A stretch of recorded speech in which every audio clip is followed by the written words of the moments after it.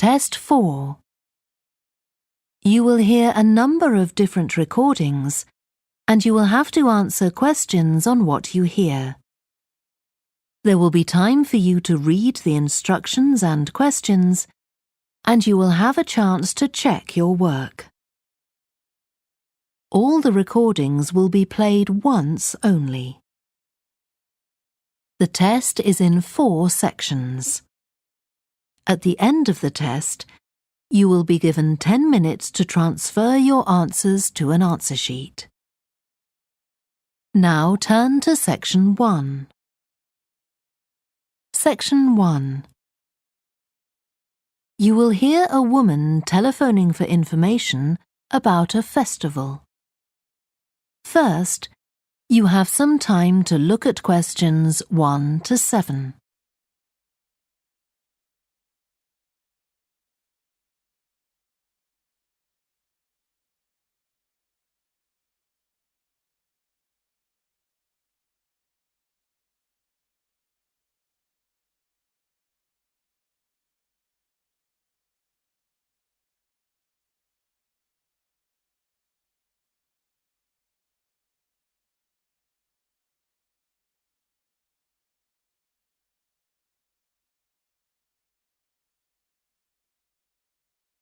You will see that there is an example that has been done for you. On this occasion only, the conversation relating to this will be played first. Good morning, Stretton Festival box office. How can I help you? Oh, hello. My family and I are on holiday in the area, and we've seen some posters about the festival this week. Could you tell me about some of the events, please? Of course. First of all, are there still tickets available for the jazz band on Saturday? There are, but only £15. The £12 seats have all been sold. The man says that tickets are available for £15, so 15 has been written in the space. Now we shall begin.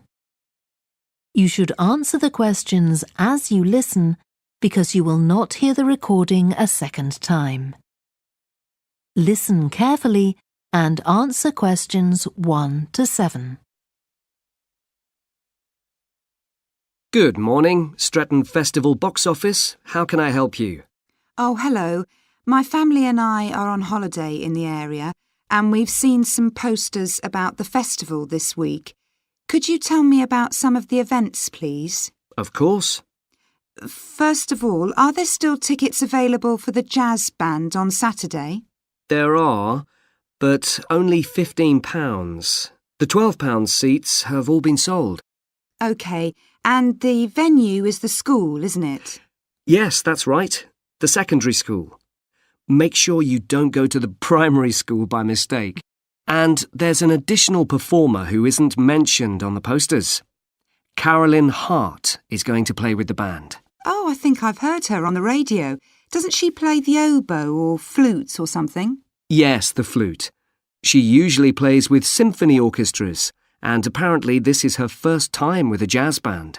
Well, I'd certainly like to hear her. Then the next thing I want to ask about is the duck races. I saw a poster beside a river. What are they exactly? Well, you buy a yellow plastic duck, or as many as you like. They're £1 each. And you write your name on each one. There'll be several races, depending on the number of ducks taking part. And John Stevens, a champion swimmer who lives locally, is going to start the races. All the ducks will be launched into the river at the back of the cinema. Then they'll float along the river for 500 metres, as far as the railway bridge. And are there any prizes?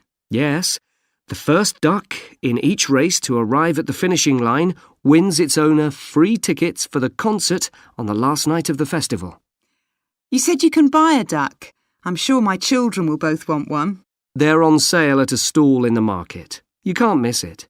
It's got an enormous sign showing a couple of ducks. OK, I'll go there this afternoon. I remember walking past there yesterday. Now, could you tell me something about the flower show, please? Well, admission is free and the show is being held in Bythwaite Hall. Sorry, how do you spell that? Bythwaite.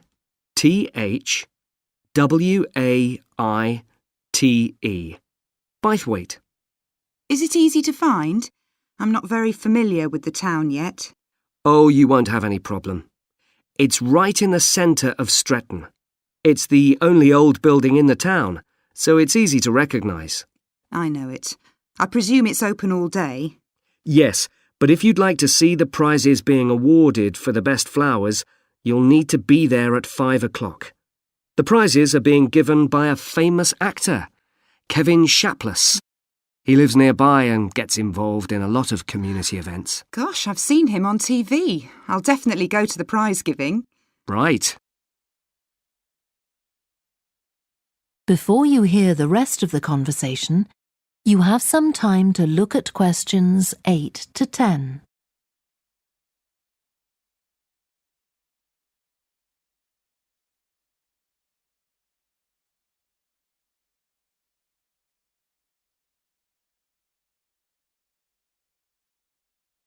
Now listen and answer questions 8 to 10. I've seen a list of plays that are being performed this week, and I'd like to know which are suitable for my children and which ones my husband and I might go to. How old are your children? 5 and 7. What about The Mystery of Muldoon? That's aimed at 5 to 10-year-olds. So if I take my children, I can expect them to enjoy it more than I do? I think so. If you'd like something for yourself and your husband and leave your children with a babysitter, you might like to see Fire and Flood. It's about events that really happened in Stretton 200 years ago, and children might find it rather frightening. Oh, thanks for the warning. And finally, what about Silly Sailor? That's a comedy, and it's for young and old. In fact, it won an award in the Stretton Drama Festival a couple of months ago. OK. Well, goodbye and thanks for all the information. I'm looking forward to the festival. Goodbye. That is the end of section 1. You now have half a minute to check your answers.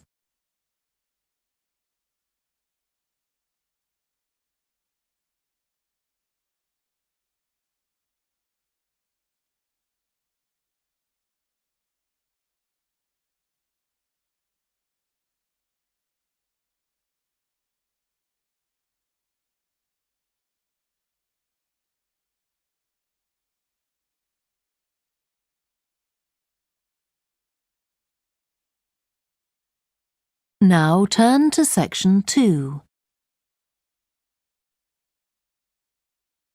Section 2.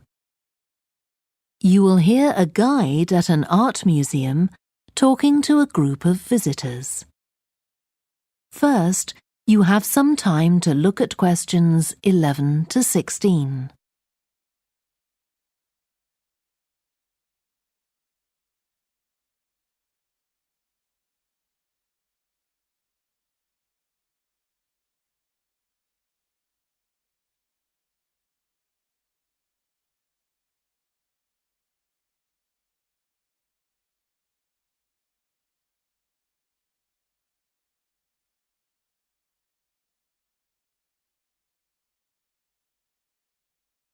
Now listen carefully and answer questions 11 to 16. Good morning and welcome to the museum, one with a remarkable range of exhibits which I'm sure you'll enjoy. My name's Greg and I'll tell you about the various collections as we go around. But before we go, let me just give you a taste of what we have here. Well, for one thing, we have a fine collection of 20th and 21st century paintings, many by very well-known artists. I'm sure you'll recognize several of the paintings. This is the gallery that attracts the largest number of visitors, so it's best to go in early in the day before the crowds arrive. Then there are the 19th century paintings. The museum was opened in the middle of that century, and several of the artists each donated one work to get the museum started, as it were. So they're of special interest to us. We feel closer to them than to other works. The sculpture gallery has a number of fine exhibits, but I'm afraid it's currently closed for refurbishment. You'll need to come back next year to see it properly, but a number of the sculptures have been moved to other parts of the museum. Around the World is a temporary exhibition. You've probably seen something about it on TV or in the newspapers. It's created a great deal of interest because it presents objects from every continent and many countries and provides information about their social context, why they were made, who for, and so on. Then there's the collection of coins. This is what you might call a focused specialist collection because all the coins come from this country and were produced between 2,000 and 1,000 years ago. And many of them were discovered by ordinary people digging their gardens and donated to the museum. All our porcelain and glass was left to the museum by its founder when he died in 1878, and in the terms of his will, we're not allowed to add anything to that collection. He believed it was perfect in itself, and we don't see any reason to disagree. Before you hear the rest of the talk, you have some time to look at questions 17 to 20.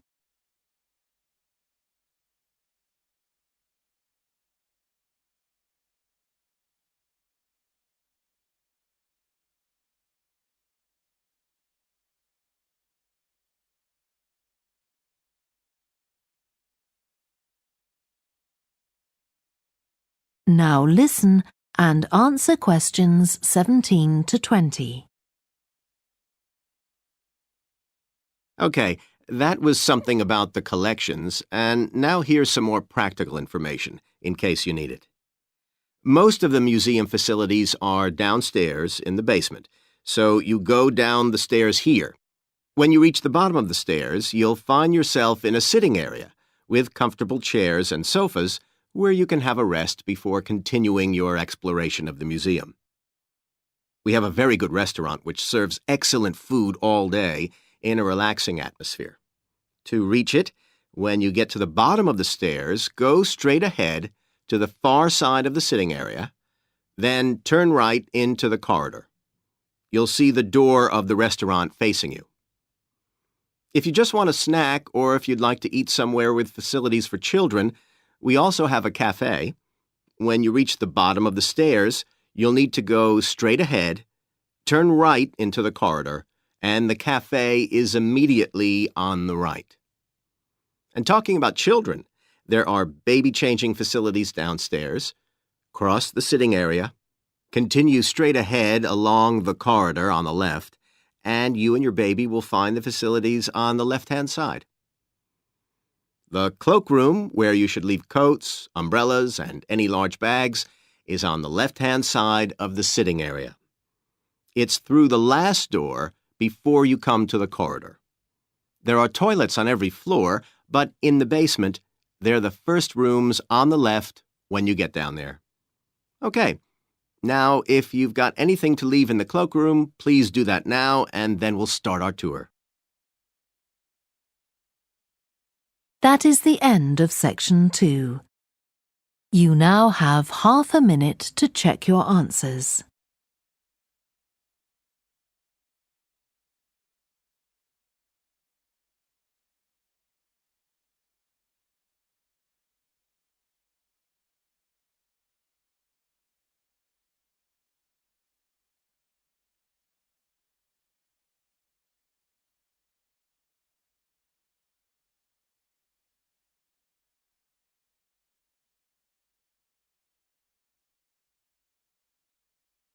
Now turn to section 3.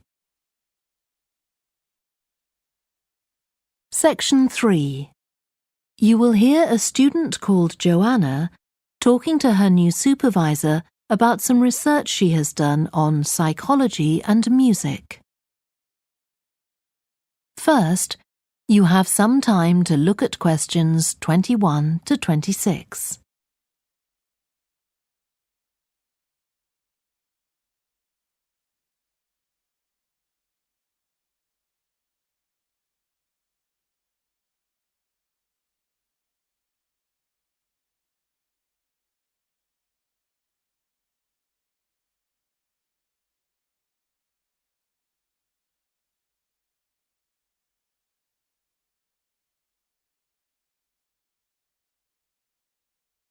Now listen carefully and answer questions 21 to 26.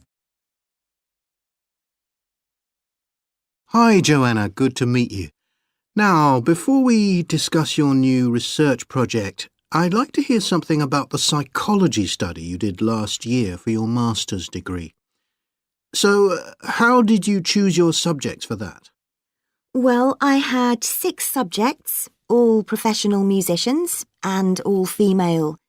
3 were violinists, and there was also a cello player and a pianist and a flute player. They were all very highly regarded in the music world, and they'd done quite extensive tours in different continents, and quite a few had won prizes and competitions as well. And they were quite young, weren't they? Yes, between 25 and 29. The mean was 27.8. I wasn't specifically looking for artists who'd produced recordings, but this is something that's just taken for granted these days, and they all had. Right. Now, you collected your data through telephone interviews, didn't you? Yes. I realised if I was going to interview leading musicians, it'd only be possible over the phone because they're so busy. I recorded them using a telephone recording adapter. I'd been worried about the quality, but it worked out all right. I managed at least a 30-minute interview with each subject, sometimes longer. Did doing it on the phone make it more stressful? I'd thought it might. It was all quite informal, though, and in fact they seemed very keen to talk. And I don't think using the phone meant I got less rich data. Rather the opposite, in fact. Interesting. And you were looking at how performers dress for concert performances? That's right. My research investigated the way players see their role as a musician and how this is linked to the type of clothing they decide to wear. But that focus didn't emerge immediately. When I started, I was more interested in trying to investigate the impact of what was worn on those listening, and also whether someone like a violinist might adopt a different style of clothing from, say, someone playing the flute or the trumpet. It's interesting that the choice of dress is up to the individual, isn't it? Yes, you'd expect there to be rules about it in orchestras, but that's quite rare. Before you hear the rest of the discussion, you have some time to look at questions 27 to 30.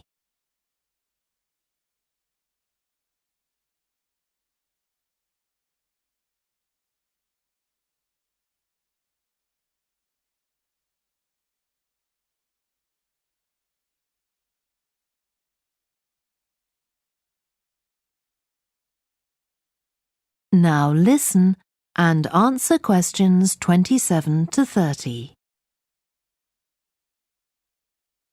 You only had women performers in your study. Was that because male musicians are less worried about fashion? I think a lot of the men are very much influenced by fashion, but in social terms, the choices they have are more limited. They'd really upset audiences if they strayed away from quite narrow boundaries. Now, popular music has quite different expectations.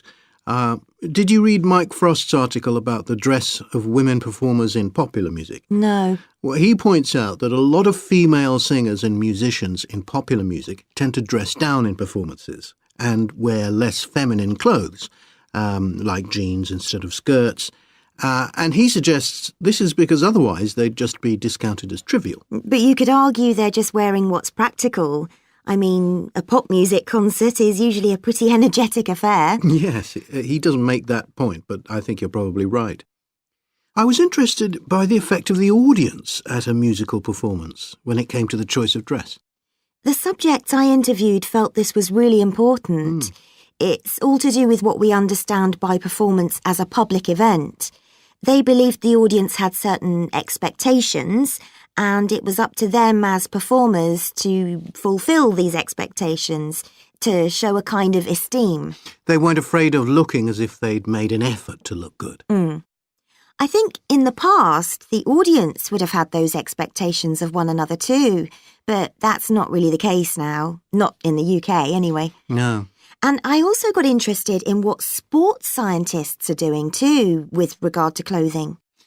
Musicians are quite vulnerable physically, aren't they? Because the movements they carry out are very intensive and repetitive. So I'd imagine some features of sports clothing could safeguard the players from the potentially dangerous effects of this sort of thing. Yes, but musicians don't really consider it. They avoid clothing that obviously restricts their movements, but that's as far as they go. Anyway, coming back to your own research, do you have any idea where you're going from here? I was thinking of doing a study using an audience, including... That is the end of section 3. You now have half a minute to check your answers.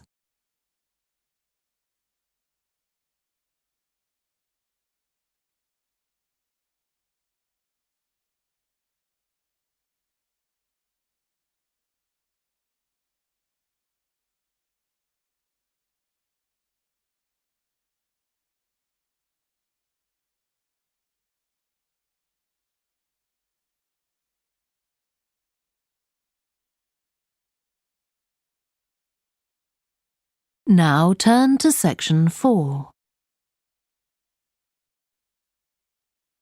Section 4. You will hear part of a lecture about a way of reducing the amount of carbon dioxide in the atmosphere. First, you have some time to look at questions 31 to 40.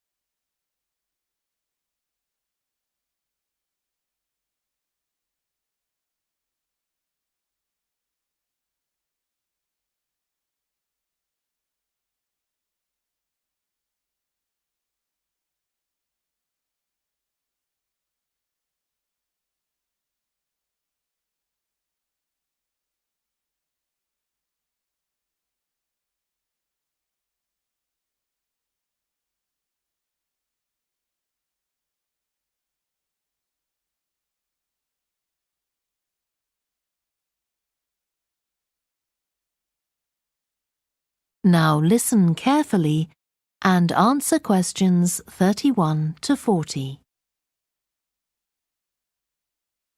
As we saw in the last lecture, a major cause of climate change is the rapid rise in the level of carbon dioxide in the atmosphere over the last century. If we could reduce the amount of CO2, perhaps the rate of climate change could also be slowed down. One potential method involves enhancing the role of the soil that plants grow in with regard to absorbing CO2. Ratan Lal, a soil scientist from Ohio State University in the USA, claims that the world's agricultural soils could potentially absorb 13% of the carbon dioxide in the atmosphere, the equivalent of the amount released in the last 30 years, and research is going on into how this might be achieved. Lal first came to the idea that soil might be valuable in this way, not through an interest in climate change, but rather out of concern for the land itself and the people dependent on it. Carbon-rich soil is dark, crumbly and fertile and retains some water. But erosion can occur if soil is dry, which is a likely effect if it contains inadequate amounts of carbon. Erosion is of course bad for people trying to grow crops or breed animals on that terrain.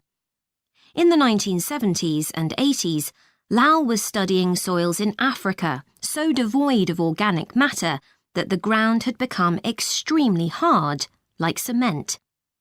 There he met a pioneer in the study of global warming who suggested that carbon from the soil had moved into the atmosphere.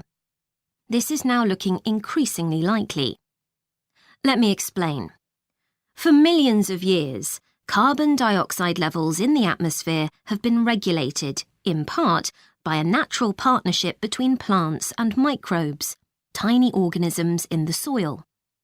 Plants absorb CO2 from the air and transform it into sugars and other carbon-based substances. While a proportion of these carbon products remain in the plant, some transfer from the roots to fungi and soil microbes, which store the carbon in the soil. The invention of agriculture some 10,000 years ago disrupted these ancient soil-building processes and led to the loss of carbon from the soil. When humans started draining the natural topsoil and ploughing it up for planting, they exposed the buried carbon to oxygen. This created carbon dioxide and released it into the air. And in some places, grazing by domesticated animals has removed all vegetation, releasing carbon into the air. Tons of carbon have been stripped from the world's soils, where it's needed, and pumped into the atmosphere. So, what can be done? Researchers are now coming up with evidence that even modest changes to farming can significantly help to reduce the amount of carbon in the atmosphere. Some growers have already started using an approach known as regenerative agriculture. This aims to boost the fertility of soil and keep it moist through established practices. These include keeping fields planted all year round and increasing the variety of plants being grown.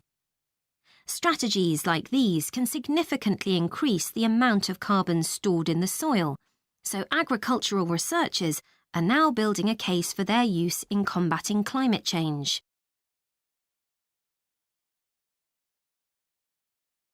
One American investigation into the potential for storing CO2 on agricultural lands is taking place in California. Soil scientist Wendy Silver of the University of California, Berkeley, is conducting a first-of-its-kind study on a large cattle farm in the state. She and her students are testing the effects on carbon storage of the compost that is created from waste, both agricultural, including manure and corn stalks, and waste produced in gardens, such as leaves, branches, and lawn trimmings. In Australia, soil ecologist Christine Jones is testing another promising soil enrichment strategy. Jones and 12 farmers are working to build up soil carbon by cultivating grasses that stay green all year round. Like composting, the approach has already been proved experimentally.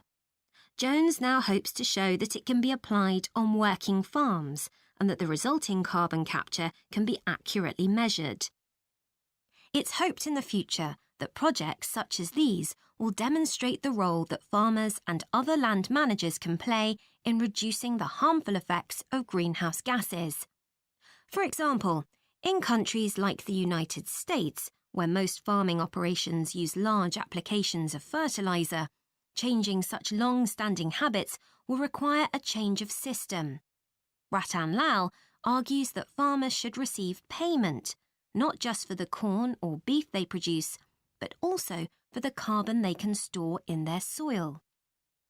Another study being carried out. That is the end of section 4. You now have half a minute to check your answers.